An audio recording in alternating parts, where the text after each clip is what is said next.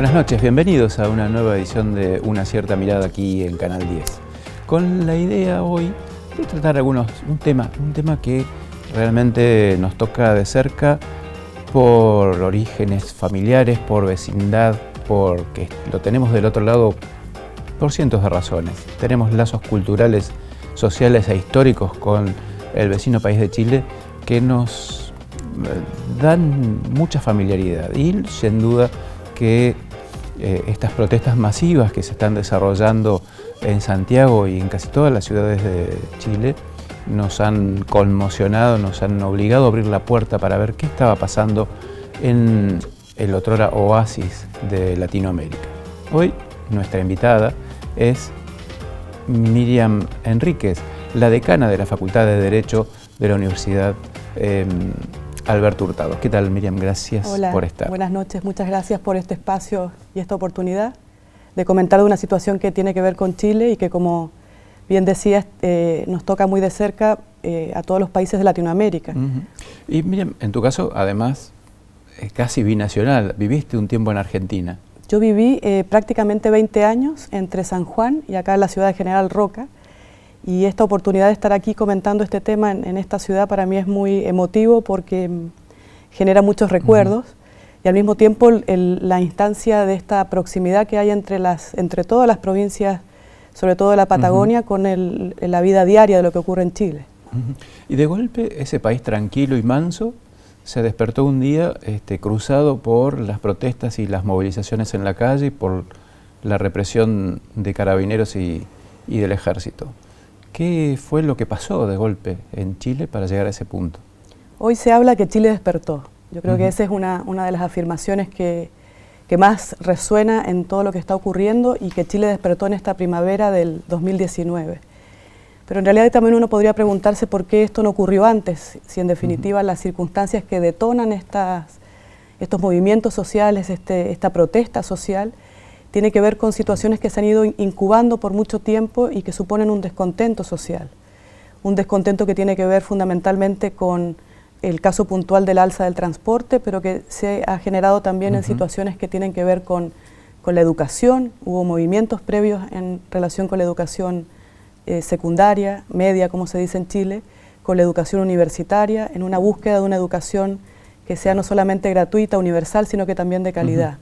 Había como un consenso, como una especie de criterio compartido en casi todo Chile de que eso era lo posible y lo deseable y que si la gente se esforzaba podía aspirar a más.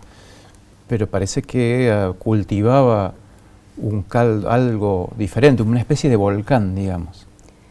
Yo creo que durante todo este tiempo lo que se ha propiciado es que haya un cierto individualismo, muchísima competitividad, y claramente eso ha permitido un desarrollo, eventualmente un crecimiento y una estabilidad para el país que es indudable y que está fuera de la discusión probablemente de cualquier contexto. Sin embargo, eso mismo ha generado que las personas a veces no solamente se sientan como tales, como personas, sino que también en gran medida como consumidores. Y la lógica del consumidor plantea una relación interpersonal y de sociedad bastante diferente que considerarse ciudadano. Cuando uno se considera ciudadano se siente parte de una comunidad, se siente parte de una sociedad y trata de buscar generar lazos y contribuir a fines comunes.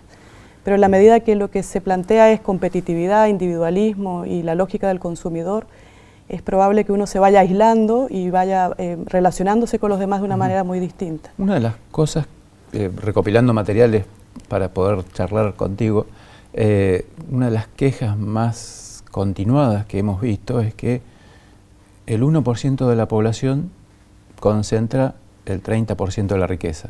Exactamente. Lo cual genera todo un clima de injusticias, de amarguras, de protestas, digamos. Lo conversábamos justamente ayer en una actividad que tuvo lugar en la Facultad de Derecho y Ciencias Sociales de la Universidad del Comahue, y en realidad no hay un reproche al crecimiento económico ni a la estabilidad política, todo lo contrario, es una ventaja. Pero en definitiva lo que se ha profundizado en esta lógica es la inequidad. Y eso es justamente la mención de que hay un grupo minoritario que concentra la riqueza del país, el resto ha podido, por ejemplo, salir de la línea de la pobreza, el desempleo está en unas cifras que son claramente ventajosas de un 7%, pero eso no ha permitido estrechar el espacio de la inequidad, todo lo contrario, ha profundizado la inequidad. Yo creo que ese es justamente el corazón de las protestas. Las personas sienten que en ese contexto hay injusticia y, por cierto, inequidad. ¿Y los observadores lo que ven fundamentalmente al frente de esas protestas es a una juventud descreída y ven un movimiento sin líderes, sin liderazgo, sin un liderazgo político claro? Sí, yo creo que esta es una crisis que tiene dos perspectivas. Es multidimensional, pero sin duda es una crisis social y al mismo tiempo es una crisis política. No creo que sea solamente un movimiento de los jóvenes, esa fue una primera lectura, porque los que llamaron a saltar los torniquetes y la lógica de elevación del metro fueron estudiantes de los colegios secundarios y universitarios, pero esto es una dimensión mucho más amplia porque hoy están marchando prácticamente toda la ciudadanía, están marchando las personas de la tercera edad, los niños, los jóvenes, los adultos, tanto de la clase media como de la clase alta. Entonces es un movimiento transversal y yo creo que esa es una cuestión que hay que destacar. Pero también es una crisis política porque los primeros días, sobre todo después del 18 de octubre, lo que se extrañó fue un liderazgo, no solamente del gobierno, sino también de la oposición. Y entonces la lógica de siempre, de los partidos políticos, liderando eventualmente una situación de crisis, fue algo que estuvo ausente probablemente los 10 primeros días de este contexto. Y las marchas no tienen una vinculación con la política. Si uno mira las imágenes, no hay banderas de partidos políticos, no hay políticos que se estén manifestando, y recién ahora se están articulando probablemente algunos liderazgos en torno a la posible salida que tiene que ver con una nueva constitución. Y es una situación extraña, ¿no? Porque en Argentina estamos acostumbrados a o partidos políticos o organizaciones sindicales o tenemos también organizaciones sociales que hacen una referencia clara de la protesta social. ¿Esto complica esa salida política en Chile? ¿Con quién se puede dialogar? Yo creo que justamente el llamado para salir de la crisis es que podamos dialogar todos en conjunto sin las lógicas que sean probablemente las tradicionales de partidos políticos. Eso no obsta que las organizaciones intermedias puedan tener un liderazgo. Y de hecho las universidades, los proyectos intelectuales, las organizaciones sociales, los sindicatos son los que hoy están convocando a los diálogos. Las instancias intermedias como los municipios son las que están liderando estos espacios de reflexión.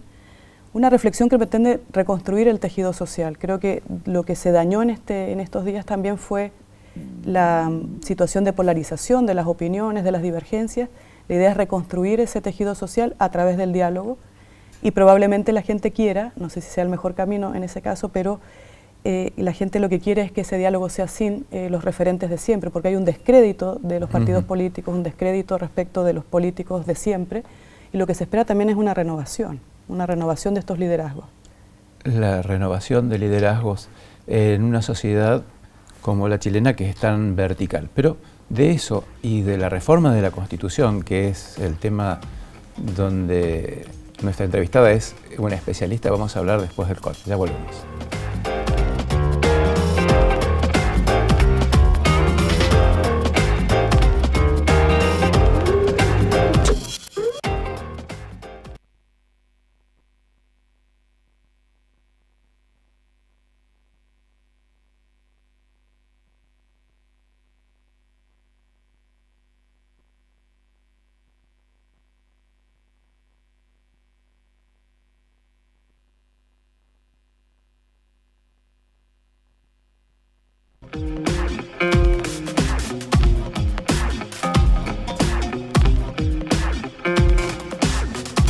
Segundo bloque entonces de Una Cierta Mirada. Seguimos charlando con Miriam Enríquez, la decana de la Facultad de Derecho de la Universidad de Alberto Hurtado. Universidad de los jesuitas, pero no sé si decir confesional.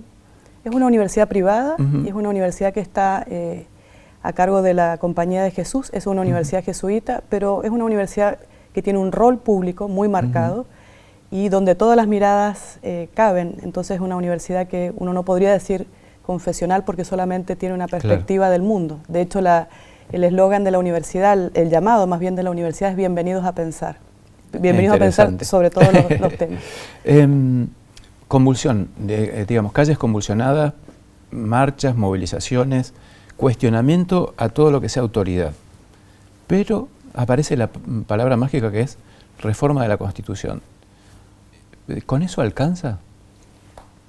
Desde hace unos días atrás se está instalando la idea de la necesidad de una nueva Constitución. De hecho, si uno mira las redes sociales, probablemente uno de los hashtags más predominantes, una nueva Constitución. Se habla también de un nuevo pacto social para Chile, un nuevo pacto social originado en democracia, que creo que es una de las cuestiones que más se demanda. Y al mismo tiempo hay quienes sostienen la necesidad de mantener esta Constitución que ha generado para el país estabilidad, consenso. Y entonces también hay una serie de demandas a yo defiendo la Constitución. De esta manera entonces todo el movimiento social de alguna forma ha derivado también en una discusión sobre la necesidad de una reforma o cambio constitucional profundo. Que en definitiva una Constitución es un gran consenso social que tiene que existir sobre la organización de la sociedad. ¿Y cuáles serían los puntos más cuestionados por la sociedad chilena con respecto a esta Constitución sancionada en épocas de Pinochet? Esta Constitución, la Constitución actualmente vigente, es una Constitución que se gestó en el régimen dictadura, régimen autoritario del gobierno de Augusto Pinochet. Es una Constitución que siempre ha tenido un cuestionamiento, que incluso algunos hablan de un pecado original, y es justamente haber sido dictada en un contexto donde no hubo una alternativa ninguna prácticamente de diálogo con la ciudadanía o de participación del pueblo como el titular del poder constituyente originario. Hubo un plebiscito ratificatorio de la Constitución de dudosa legitimidad. Y de esa manera entonces el cuestionamiento permanente a la actual Constitución es su ilegitimidad de origen. Se ha pretendido a través de las reformas constituir una legitimidad por la vía de la reforma o el solo hecho de que la Constitución vigente se cumpla y se obedezca, pensar que hay una cierta legitimidad de ejercicio. Pero en realidad la Constitución siempre va a tener esa ilegitimidad de origen que cada vez que ocurren situaciones como esta se representan con mayor fuerza. Después se cuestionaba que en la Constitución se abriera paso al principio de subsidiariedad y de privatización de servicios básicos como el agua, la energía, la concesión de las rutas. Es una cosa que estaba muy marcado las veces que hemos visitado Chile, por lo menos, de no podemos recorrer nuestro propio país porque las rutas no son nuestras. Una de las, yo diría, mayores cuestionamientos de la Constitución política es la forma en que están regulados los derechos. La Constitución tiene un capítulo dedicado a los derechos y ese capítulo menciona con mucha preeminencia, con mucho desarrollo, las libertades. Y no necesariamente todas las libertades, sino que fundamentalmente las libertades económicas, en desmedro de los derechos sociales. Y ahí claramente lo que hay es un sesgo neoliberal en la forma en que están reconocidos los derechos. Hay un predominio y un desarrollo de los derechos que constituyen las libertades económicas y una posición bastante desaventajada de los derechos sociales como el derecho a la educación, el derecho a la salud, a la seguridad social, que en definitiva es todo lo que hoy demanda la ciudadanía, por una mayor participación del Estado en circunstancias que justamente la Constitución fija que el Estado tiene que ser mínimo y que la provisión de todos los bienes sociales, salud, educación y etcétera, trabajo, en la Constitución fija que sea una iniciativa fundamentalmente particular o de los privados, en cuyo caso el Estado simplemente se constriñe, se circunscribe a regularlo o a supervigilarlo. Por lo tanto, el tamaño del Estado es un tamaño mínimo y un Estado subsidiario. Recién en 2005, creo que era Ricardo Lagos, el presidente, se pudo hacer una reforma para terminar con los privilegios senatoriales. En 2017, Michelle Bachelet intentó poner en discusión una reforma más profunda, no lo logró. ¿Cuáles tendrían que ser esos ejes de la reforma de la Constitución? Pero tenés un ratito para pensarlo porque nos vamos a un corte y volvemos ya para el último tramo de Una cierta mirada, capítulo especial hablando de lo que está ocurriendo en Chile hoy.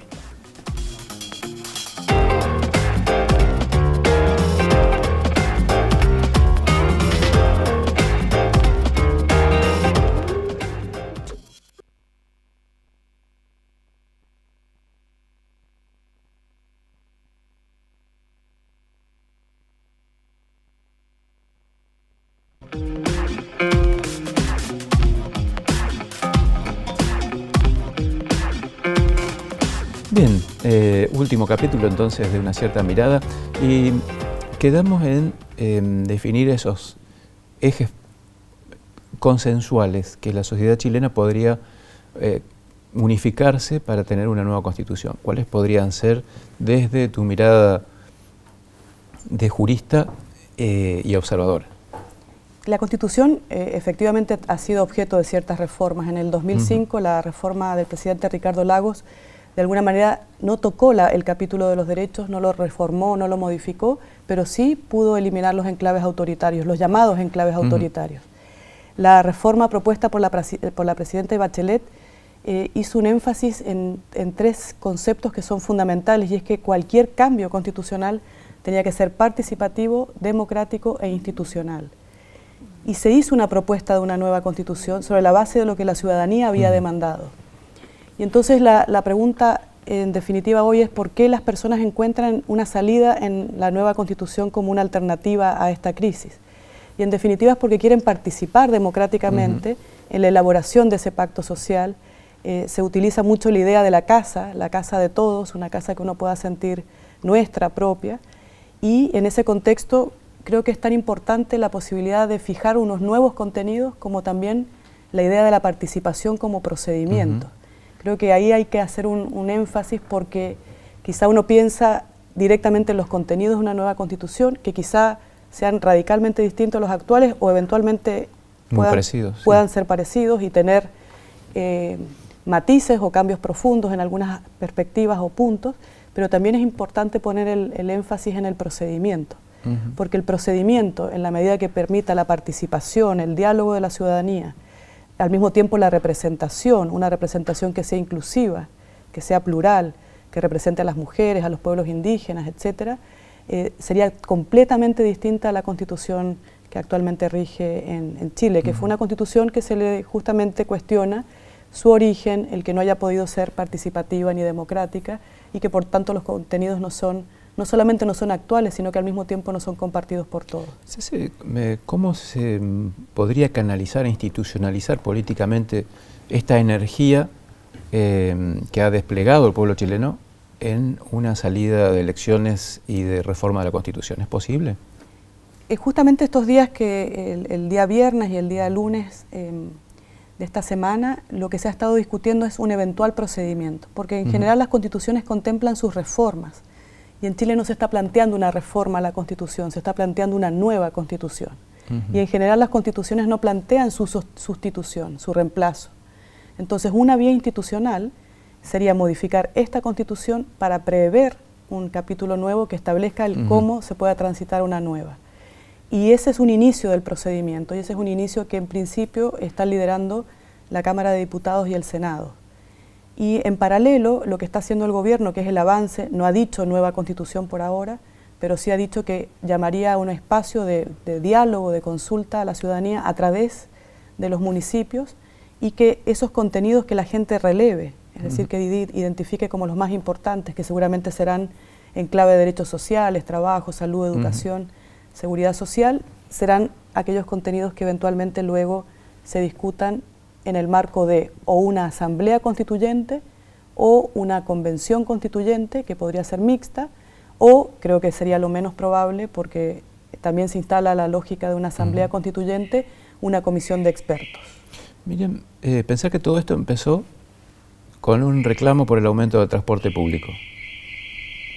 En definitiva, la mayoría sostiene que no son 30 pesos lo que se están demandando como protesta social, sino que son 30 años donde las personas han estado reclamando tener una incidencia, una igualdad y una equidad que les permita vivir con dignidad. Última pregunta. Chile es un país unitario.